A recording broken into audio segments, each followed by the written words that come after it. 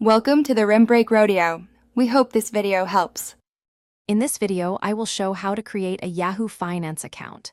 First, navigate to the Yahoo Finance website. Look for the Sign In or Create Account option, usually found in the top right corner. Click on it to start the registration process. You'll be prompted to either sign in with an existing Yahoo ID or create a new one. Next, you'll need to fill in your personal details. This typically includes your first name, last name, and date of birth. You'll also create a new Yahoo ID or use your email address. Ensure all information is accurate for a smooth setup. Remember to choose a unique and strong password to protect your financial data. Security is key.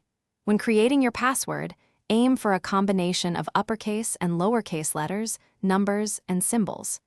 After entering your details, Yahoo will send a verification code to your email or phone number. Enter this code on the website to confirm your identity and activate your account securely. Congratulations! Your Yahoo Finance account is now active and ready to use. You can immediately start exploring a wealth of financial information. Dive into real-time market data, read the latest financial news, and create personalized watch lists to track your favorite stocks and investments. Enjoy your new financial hub. Thanks for watching. Consider subscribing if we helped you.